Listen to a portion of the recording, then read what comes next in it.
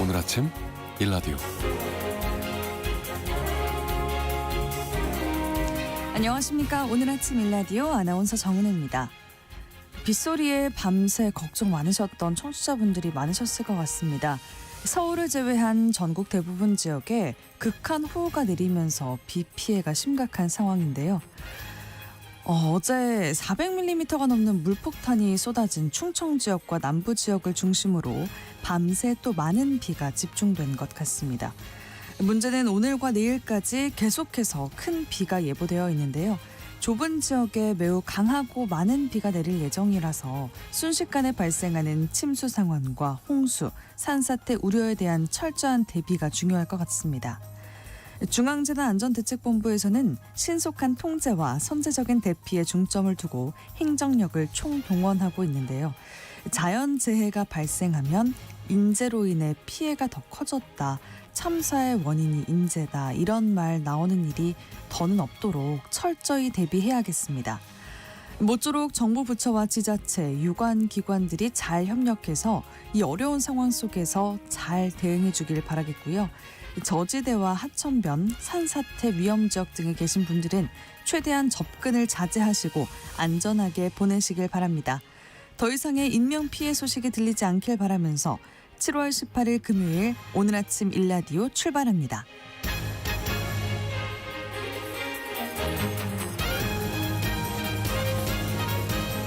네, 오늘 아침 일라디오 이 시간은 물론 KBS 일라디오의 모든 프로그램은 유튜브 KBS 일라디오 공식 채널이나 모바일 콩 어플리케이션을 통해서 실시간으로 함께하실 수 있습니다. 오늘 팩트연구소 시간에는요. 못 믿을 건강 정보들에 대해서 팩트체크 해보고요. 언젠가 내 집 시간에는 최근의 주택시장 동향과 국토부 진용을 통해서 앞으로의 시장과 정책에 대해서 전망해보도록 하겠습니다. 네, 청취자 여러분들이 참여하실 수 있는 오늘의 퀴즈 드리겠습니다. 극한 호우로 침수 피해가 발생하는 상황에서 이 신발을 신는 게 오히려 위험할 수 있다는 경고가 나왔습니다. 일본에서는 가급적 장마철에 이 신발을 신지 않을 걸 권장했다고 하는데요. 원래 비 오는 날 적는 걸 방지하기 위한 신발이지만 일상적인 비가 아니라 이런 폭우가 내려서 물이 찰 경우엔 이동이 둔해질 수 있어서 위험하다고 합니다. 이런 문제가 있다는 것도 참고하시면 좋을 것 같은데요. 비 오는 날에 꺼내 신는 이 신발 과연 무엇일까요? 추첨을 통해서 농촌진흥청에서 제공하는 핵삼 세트를 한 분께, 향긋한 커피를 드실 수 있는 모바일 커피 쿠폰 4분께, 팥빙수 쿠폰 2분께 드리겠습니다. 방송에 참여하실 분들은요. 단문 50원, 장문 100원이 드는 유료 문자 샵 9730, 샵 9730으로 보내주세요. 유익한 정보와 살아있는 이야기가 있습니다. KBS 오늘 아침 일라디오.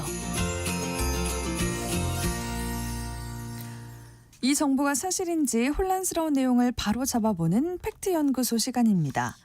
정보 홍수 시대를 살면서 이거 진짜 맞아? 이런 생각이 들 때가 많은데요.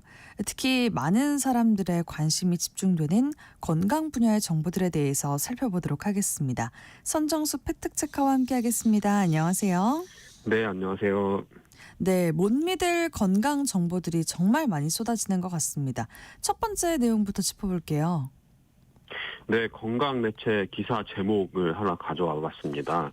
납중독, 근육 키운다고 매일 먹은 이 음식 때문이었습니다. 이게 제목인데요. 과연 네. 이 기사가 지목하고 있는 음식은 뭘까요? 뭘까요? 바로 황태채입니다. 이 기사는 황태는 보통 겨울철 강원도 등의 산간 지방에서 영하의 온도와 바람으로 자연 건조됩니다. 이 과정에서 바닷바람 혹은 외부 오염물질이 황태에 흡착될 수 있는데요. 특히 산업지역과 가까운 해안에서 잡힌 생선일 경우 해수나 대기 중에 중금속에 노출될 위험이 더 큽니다. 네. 또한 저가 수입산 황태의 경우 가공, 건조, 유통 과정에서 납과 같은 중금속 검사가 느슨하거나 생략되는 경우가 많아서 오히려 국내산보다 더 높은 오염 위험을 가질 수 있습니다. 이렇게 전합니다. 근데 이 기사에는 황태채에 중금속이 얼마나 들어있는지 검사를 했다거나 또는 뭐 신뢰할 수 있는 기관의 검사 결과가 있다거나 하는 뭐 근거가 전혀 제시되지 않고 있습니다. 막연히 바람에 말리니까 대기 중에 중금속에 노출될 우려가 크다 이런 수준인데요. 이런 식으로 기사를 써도 되는지 정말 좀 자괴감이 들 정도입니다. 네, 그래도 언론사에서 내보낸 기사인데 뭔가 믿을 만한 근거가 있는 거 아닐까요? 그래야 마땅한데요. 현실은 그렇지가 않습니다. 이 해당 매체는 지자체 정기 간행물 등록을 마쳤고 자체 홈페이지도 꾸리고 있는데요. 이 해당 기사를 쓴 기자의 이메일과 매체의 대표 이메일을 통해서 이 기사의 근거를 밝혀달라고 직접 메일을 보내서 요청을 해봤습니다. 네. 그런데 기자 이메일은 없는 주소라고 회속 메일이 오고요. 해당 매체 대표 메일로 보낸 질문에는 며칠째 아무런 응답이 없습니다. 기사에 대해서 전혀 책임지지 않는 건데요. 그래서 제가 직접 이 기사의 근거가 될 만한 연구들을 찾아봤습니다. 일단 최근에 국내에서 식품으로 인한 납중독 사례가 보고된 게 없습니다. 그리고 황태를 말리는 덕장은 강원도 인제군 용대리에 밀집해 있는데요. 우리나라 황태 생산량의 70%, 80% 정도를 차지한다고 하고요. 그런데 이 우리나라에서는 황태 재료가 되는 명태가 잡히지 않아서 대부분을 러시아에서 수입을 하고 있습니다. 그래서 러시아산 명태를 이 용대리 황태 덕장에 걸어서 말리는 거죠. 오호츠크의 어장에서 잡힌 명태가 주로 수입되고 있는데 이곳이 산업지역과는 크게 연관이 없습니다. 그리고 이 덕장, 이 말씀드린 인제군 용대리 부근에도 산업지역 눈에 띄지 않고요. 시도보건환경연구원과 식품의약품안전처에서 매년 건어물을 수거해서 중금속 오염 여부를 검사하고 있는데 식약처 식품안전나라 홈페이지 검색 결과 황태 또는 황태채에서 중금속이 기준치 이상 검출된 사례는 찾아볼 수가 없습니다. 네. 황태채가 납중독을 유발한다는 이 매체의 기사는 전혀 근거 없음 이렇게 판정할 수 있겠습니다. 그렇군요. 황태가 통풍 환자에게 치명적이라는 이야기도 있다면서요?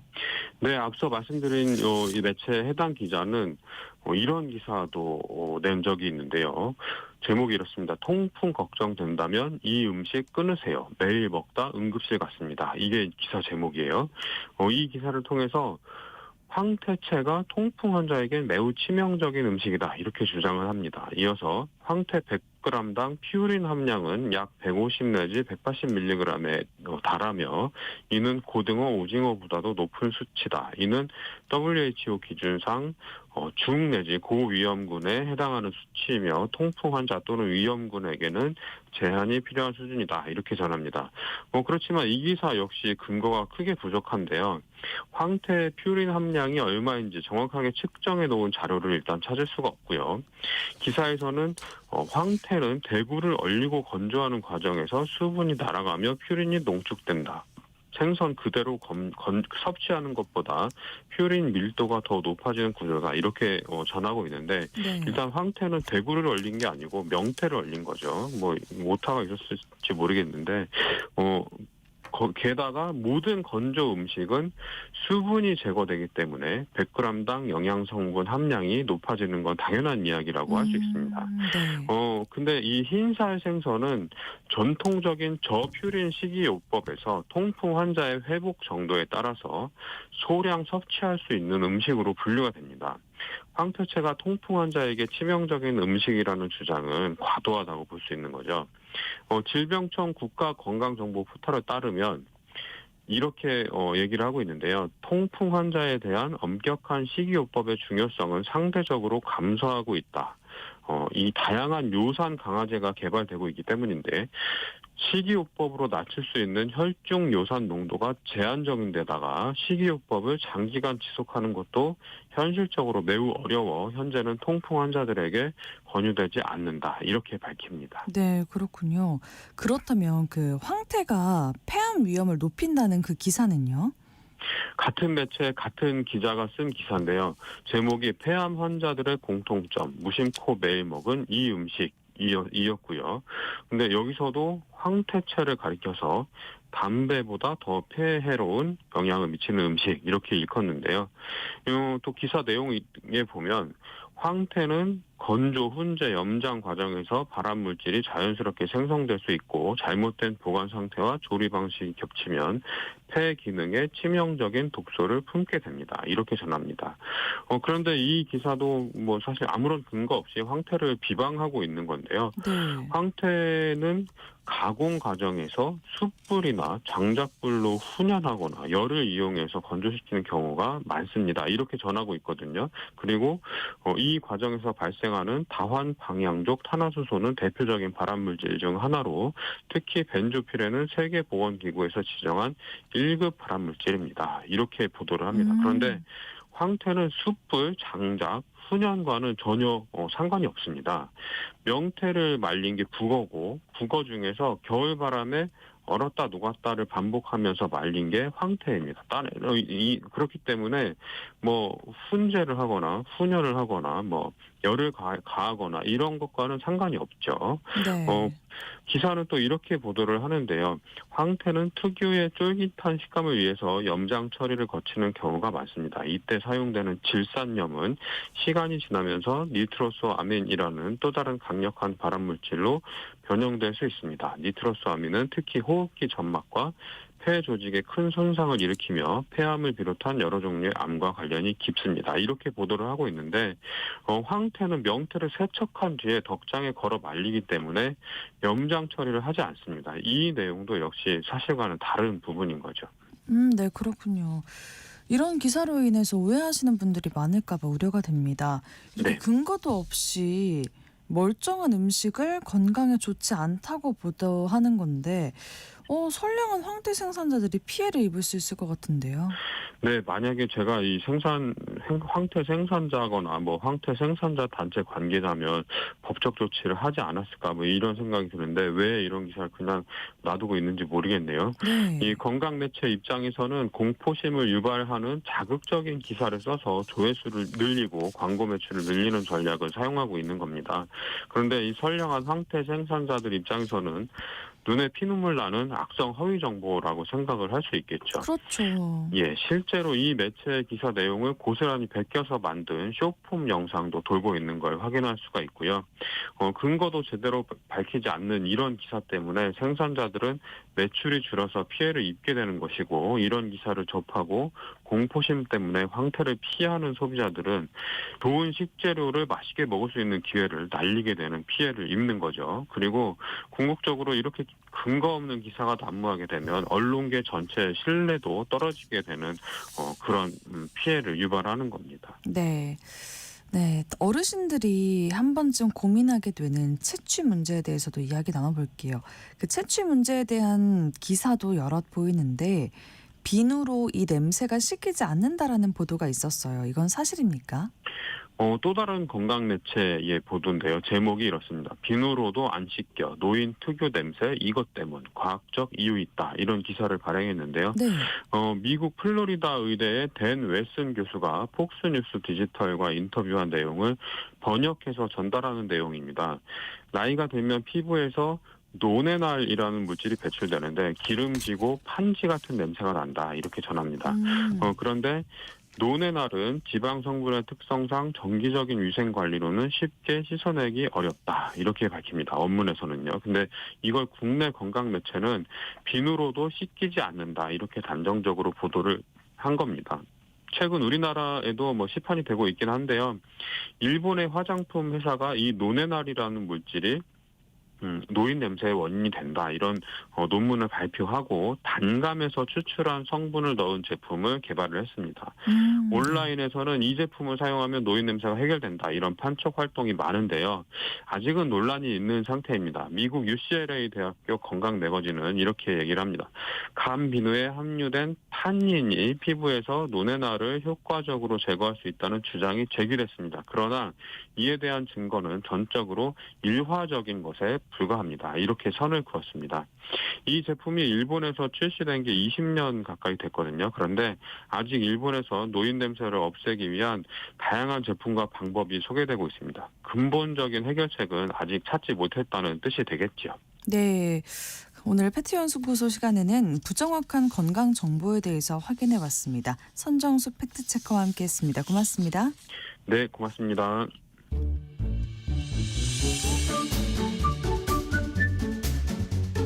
아침을 여는 기분 좋은 습관.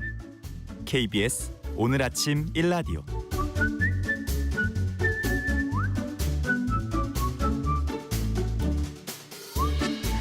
최근 주택 부동산 시장이 과열 양상에서 벗어나 관망세가 나타나고 있습니다. 정부의 6.27 부동산 대책과 7월 3일 대통령 간담회 이후에 이런 현상이 나타나고 있는데요.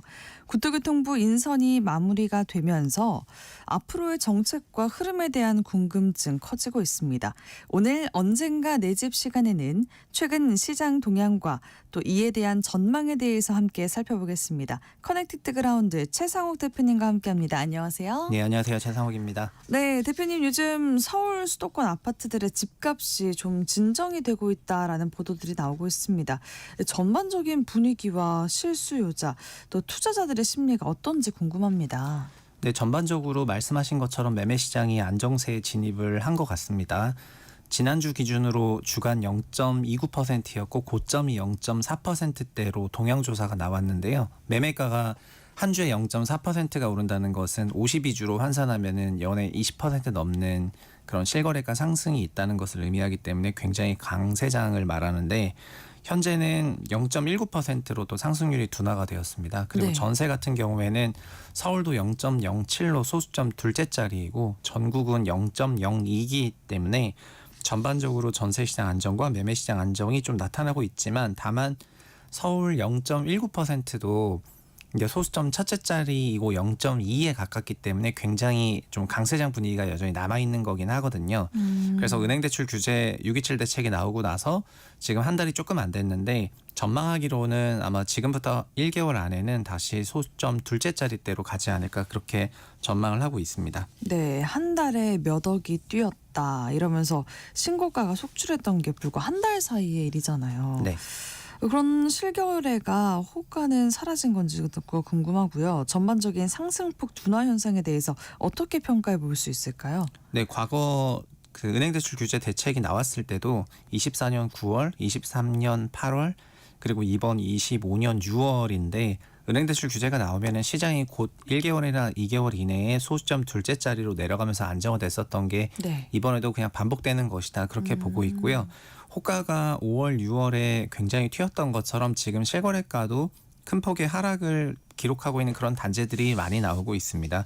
뭐 강남이나 마포 같은 그런 지역에서 확실히 매매거래 강세가 많이 나타났었는데 이들 지역에 있는 일부 단지들은 뭐 한 달 이내에 3억 하락 그리고 뭐 4억 하락 이런 식으로 가격 조정이 있기 때문에 네. 그런 방식으로 본다면 앞으로 조금 안정화되지 않겠나 그렇게 기대하고 있습니다. 그렇군요. 그 지역별 편차나 양극화가 큰데요. 요즘은 비가 내릴 때에도 국지성 호우일 때가 많습니다. 집값도 혹시 정비사업 같은 개발 호재 등에 따라서 국지화되고 있는 현상이 나타나고 있는 것 같다라는 생각이 드는데 이런 현상은 혹시 어떤 의미가 있을까요? 네. 그 부동산 시장의 국지성은 이미 올해 내내 보여졌었고요. 과거 3년에도 보여졌었습니다. 네. 당장 뭐 5월, 6월 강세장이라고 하고 지금도 서울이 0.19라고 하지만은 인천 같은 경우에는 마이너스 0.03, 부산 마이너스 0.02, 대구가 마이너스 0.08, 그리고 광주는 마이너스 0.03이고요. 대전 마이너스 0.06, 그리고 울산이 0.01이기 때문에 사실 6대 광역시 전체로는 마이너스거나 시장이 하락세인데도 불구하고 서울만 소수점 첫째 자리로 강세가 2달간 나온 것이거든요. 그래서 광역시 거주하시는 분들이 느꼈을 때 현재 부동산이 뭐 초강세장이고 대출 규제가 이렇게 심각하게 나와야 될 정도냐에 대해서는 그만큼 인식을 하기 어려운 그런 상황이라고 할 수가 있고요. 네.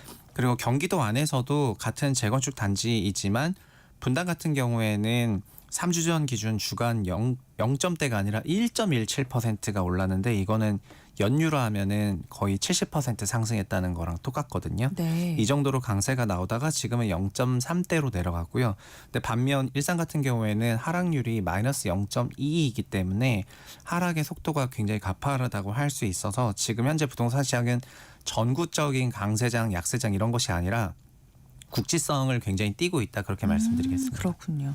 안내 말씀 먼저 전해드리겠습니다. 전국 대부분 지역에 많은 비가 예보되어 있으니 차량 주행 중 침수되거나 통제된 지하차도는 진입하지 마시고 하천변 계곡은 접근하지 않도록 해주십시오.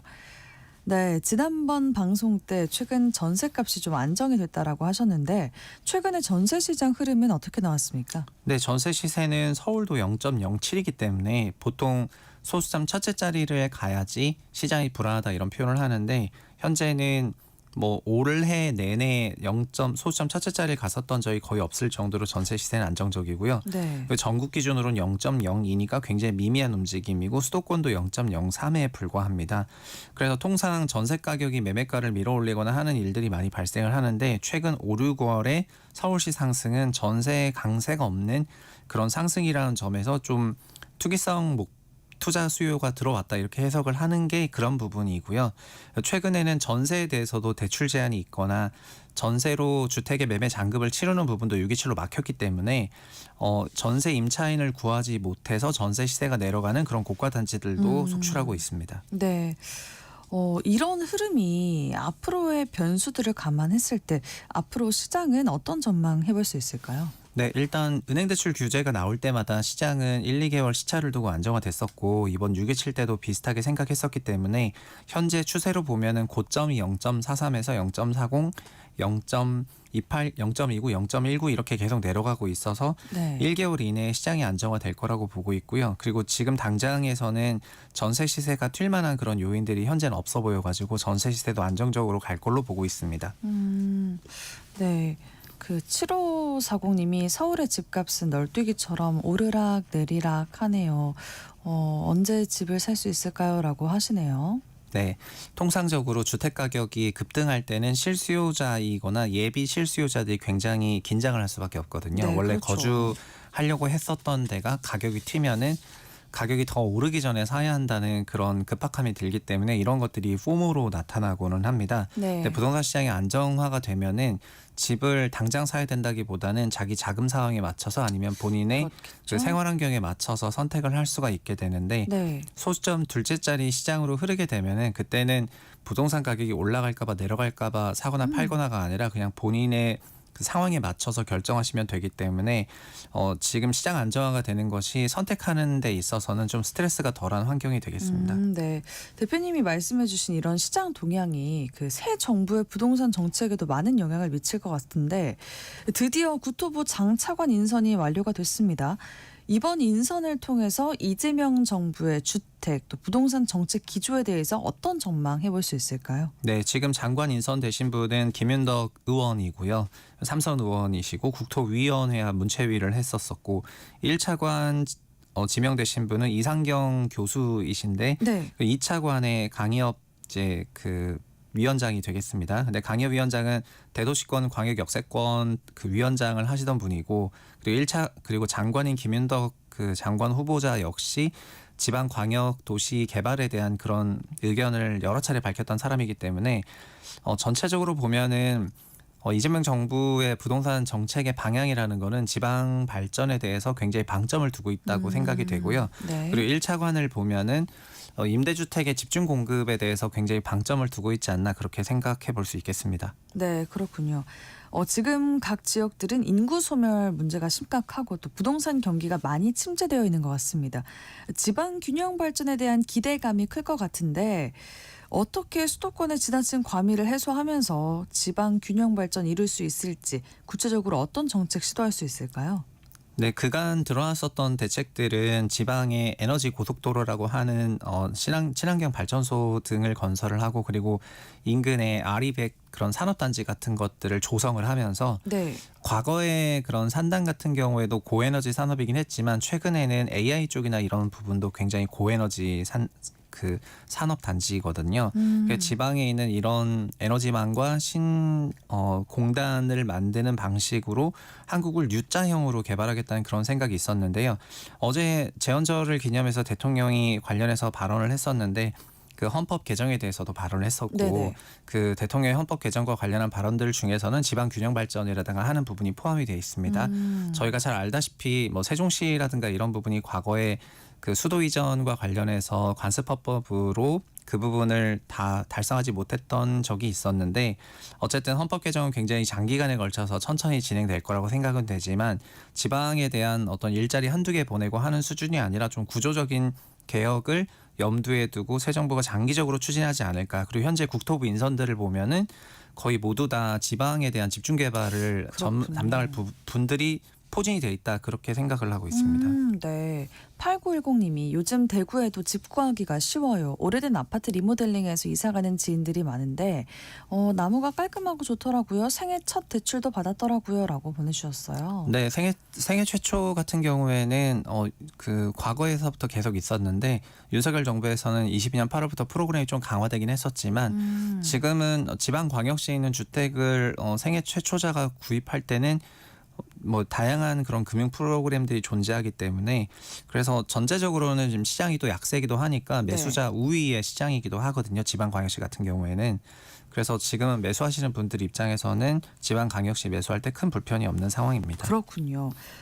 새 정부가 임대주택을 집중 공급할 거라는 구체적인 배경이나 근거에 대해서 혹시 좀 더 설명해 주시겠어요? 네, 일단 국토부 1차관인 이상경 교수가 장관보다 먼저 지명이 됐었고요. 네. 그리고 이상경 교수 같은 경우에는 원래부터 부동산의 불로소득이라든가 그다음에 개발이익 환수를 강하게 주장한 그런 인물입니다. 대통령실에서 아예 그 설명을 그렇게 했습니다. 이런 거를 주장했던 개혁론자라고 설명을 했고요. 그리고 서민 주거 환경에 대해서 굉장히 개선을 많이 할 그런 인물이다라고 얘기를 했습니다. 그리고 경기도지사 이재명 대통령의 경기도지사 시절부터 그 도시계획위원회로 활동을 했고 20대 대선에서 기본주택 100만 호라든가 개발이익 환수, 토지이익금 배당 이런 전반적인 정책들에 관여했다고 알려졌기 때문에 그 새 정부에서도 이상경 1차관이 임대주택의 집중 공급이라든가 서민주거 공급 그다음에 부동산 불로소득 환수 이런 부분을 많이 담당해서 할 거라고 다들 이제 예상을 하고 있습니다. 네. 이 임대주택 물량이 그럼 어디서 나올 수 있을지도 궁금한데 지금까지 임대차 시장 주택 공급이 앞으로 어떤 변화를 가져오게 될까요? 네, 그 임대주택에 대해서 많은 사람들이 재건축 재개발 아니면은 주택 공급 안 된다 이렇게 생각하시는데 네. 사실은 MB 정부 시절에 보금자리 주택이라고 해서 지금의 서울 강남에 있는 그 세곡4곡 그러니까 서초에 있는 세곡4곡 지구를 그거를 공급했던 적이 있습니다. 보금자리 주택의 원 스킴은 분양 7만 호, 임대 8만 호를 연 15만 호인데 10년간 150만 호 공급하겠다고 하면서 공급이 됐었고 10년간 150만 호요? 네, 이거가 2010년부터 이제 지어졌는데 그래서 2010년, 11, 12년 3년간 보금자리 주택이 있는 동안에 서울 매매 가격이 하락을 했습니다. 네. 그래서 사람들이 요 기간이 있기 때문에 그 이후부터는 임대주택이 집중 공급된 적이 사실 많지 않았거든요. 근데 전체적으로 보면은 힌트도 좀 줬는데 3기 신도시를 고밀도 개발하거나 LH가 직접 개발하면서 부동산 주택을 보유하고 있는 방식의 뭐 주택 공급을 포함해가지고 도심 내 고밀도, 도심 나대지 개발 등등 각종 방식을 혼용해서 임대주택을 집중 공급할 것으로 예상하고 있습니다. 네, 그렇군요. 근데 그 임대주택 공급에서 단순히 물량만 늘리는 건 별 의미가 없지 않나 싶어요. 네. 수요자들에게 필요한 그 질적인 측면에서 지금 어떤 형태의 임대주택이 공급하는 게 중요하다라고 봐야 될까요? 제가 생각할 때는 이건 뭐 제 개인적인 사견이지만 네. 현 정부는 소위 상위 10%의 주택 시장에 대해서는 크게 관여할 생각이 현재는 낮아 보이는데요. 네. 다만 지난 3년 동안 가장 문제가 됐던 주거 계층은 취약 주거라고 하는 비아파트의 빌라 임차인들이었습니다. 전세 사기 사건이 3년 동안 광범위하게 나타나면서 4만 명 넘는 피해자와 수조 원의 손실 그리고 2개 공공기관이 완전한 그런 자본 잠식이 있는 그런 상황이고 이거 관련해서 대출도 180조 가깝게 대출이 나갔고 보증도 지금 150조 넘는 보증이 거의 부실에 임박했기 때문에 기본적으로는 이제 그 시급하게 생각하는 거는 비아파트 시장이 좀 안정화라고 생각을 하는 것 같고요. 이런 비아파트 쪽이 공공이 주도하는 역세권 1, 2인 가구 집중 개발, 과거 박근혜 정부 때 뉴스테이라고 하는 기업형 임대주택 같은 걸 지었었는데 네. 국토부가 프로젝트 리치 같은 것을 활성화하면서 국토부가 시행하고 정부가 보유하고 있는 그런 형태의 공공 임대주택을 집중 공급할 것 같습니다. 그리고 50이나 전체 면적 기준으로 50에서 80제곱미터 안에 들어가는 그런 다인용 주택들에 대해서도 뭐 비율로 배분돼서 하겠지만 이건 3기 신도시에 조금 공급이 될 것 같고요. 그래서 서울에는 지금 1인 가구, 2인 가구 거주하는 주택들이 사실상 거의 비아파트 중심으로 초토화가 된 상황이니까 이 시장을 먼저 살리고 수도권은 다인 가구 거주하는 그런 공공임대주택으로 전환을 계획하고 있는 것 같습니다. 근데 지난번 방송 때 대표님이 최근 전셋값이 좀 안정됐다라고 하셨잖아요. 예. 그래도 통상 전셋값이 집값을 쓸어 올리는 큰 요인 중에 하나였는데 이런 공공주택을 늘리면은 서울 아파트 시장이 주택시장 안정화에 얼마나 영향을 미칠 수 있을지 궁금해요. 네, 그것도 작년에 그 정반대의 현상이 드러났었는데요. 전세 사기 사건으로 인해서 비아파트에 있는 임차인들이 소형 아파트 전세로 들어오는 과정에서 네. 소형 아파트 전세 가격이 작년 6월과 8월에 큰 폭으로 상승을 했거든요. 그리고 이 전세가 상승에 기반해서 관련 아파트 매매 가격도 밀어 올려지다 보니까 작년 6월, 8월에 상당한 강세장이 나타났었습니다. 그거를 결국 24년 9월 4일에 감독원장 주재로 은행대출 규제를 전격 도입을 하면서 이게 4분기 기준으로는 시장이 바로 안정세가 됐거든요. 이제 내년을 생각을 해보면 이때부터 2년이 흘러가는 건데 그래서 1년 정도밖에 남지 않은 시간이지만은 네. 임차주택에 대한 그런 충분한 확보가 어렵다면은 임차 시장이 한 번 더 불안해질 가능성이 없지 않은 것 같습니다. 그래서 올해는 전세값 상승 요인이 별로 없기 때문에 전세 시장이 상대적으로 안정세인 것 같은데요. 내년을 생각해 보면은 1년 안에 임차 시장 안정화를 위해서 좀 시급한 임차 공급 확대든 아니면 전세 대출에 대한 뭐 힘을 빼는 거든 전세 시장 안정을 위한 그런 추가 대책이 나와야 될 상황입니다. 네, 그렇군요. 5230님이 짧은 시간 부동산 정보 완벽 정리, 앞으로 부동산의 미래 오늘 다 해결이라고 해주셨네요. 대표님 워낙 상세하게 설명을 해주셔서 이렇게 도움을 받는 분들이 많으신가 봅니다. 네, 부동산 감독원이 설치될 것도 전망하셨다는데요. 평소 대표님도 이런 기구가 필요하다고 주장하셨다면서요? 네. 지금 사실 국토부에는 부동산 거래질서 교란 신고센터라는 것이 있습니다. 네. 그래서 근데 이거를 보면은 1년에 한 800건 이상의 그런 거래 교란 신고가 들어오고요. 그리고 사람들이 체감하시겠지만 부동산 매매 실거래 강세가 나오는 그런 신고가들이 거래 취소가 자주 된다고 그런 체감하시는 부분들이 있을 것입니다. 네. 그래서 이번에 국토부가 관련해서 전수조사를 하는데 한편으로는 또 가계대출을 규제하면은 사업자 대출을 받으면서 그 부동산을 취득을 하고 가계대출의 그런 풍선 효과로 다른 방식의 대출이 커지는 등등 전반적으로 봤을 때는 이제 시장 정책이 시장에 완전하게 정착되는 그런 과정에서 여러 가지 노이즈가 있거든요. 네. 그래서 2020년에도 감독원을 설치해야 되겠다는 그런 얘기가 많이 있었는데 그때는 좀 흐지부지가 됐었고요. 이번에도 다시 한번 그게 뭐 논의가 되지 않을까 이렇게 생각을 하고 있습니다. 저 개인적으로는 부동산에 대해서 자본시장에 준하는 그런 감독기구가 설립이 되는 것이 시장에 뭐 나쁘진 않다고 생각을 하고 있습니다. 그러면 앞으로 이런 정책과 더불어서 주목해볼 변수가 또 있을까요, 대표님? 네, 기본적으로 새 정부의 부동산 대책이라고 하는 것이 일단 6.27 대책 같은 경우에는 금융부처 주도로 그 수요 관련한 대책이 나온 거고요. 네. 이제 국토부 인선이 다 마무리됐고 했기 때문에 국토부의 주도로 공급 대책이 나올 거라고 다들 생각을 하고 있거든요.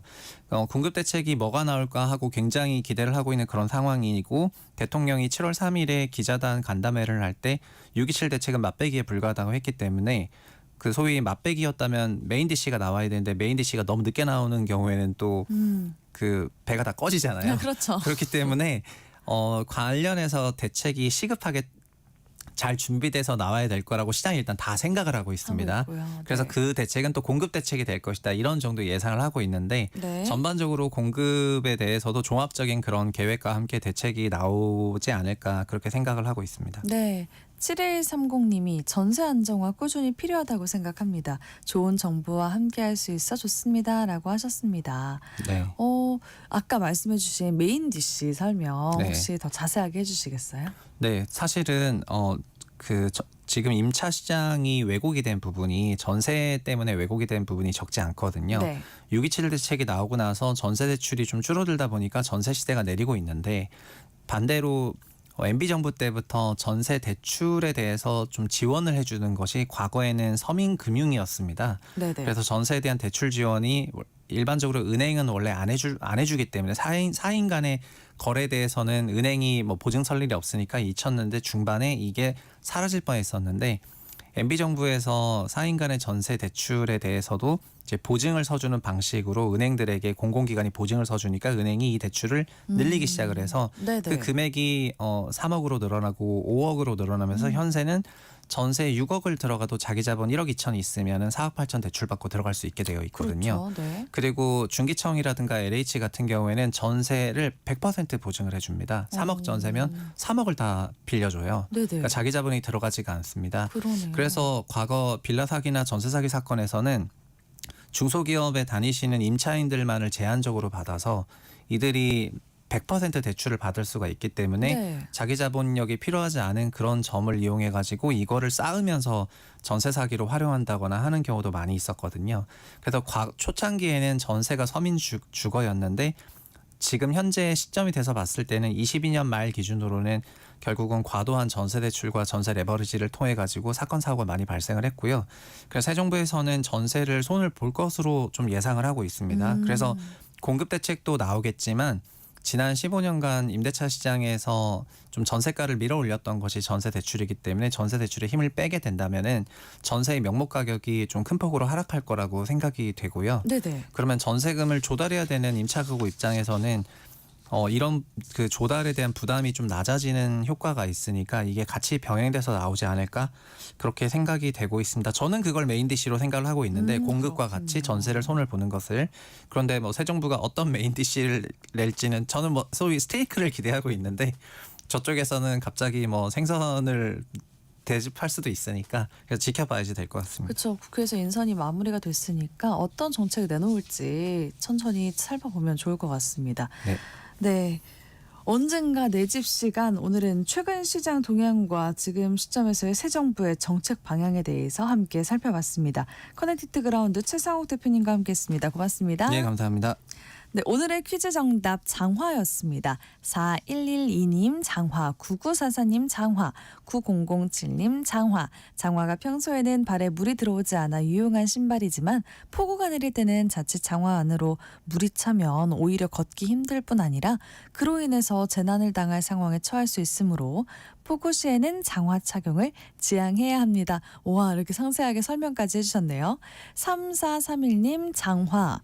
우리 아이들은 비 오는 날 장화를 즐겨 신는데 이제 말려야겠습니다. 라고 보내주셨어요. 네, 중복 당첨 여부 확인 후에 홈페이지에 당첨자들 올려놓도록 하겠습니다. 오늘 아침 일라디오 지금까지 아나운서 정은혜였습니다. 모두 좋은 하루 보내세요.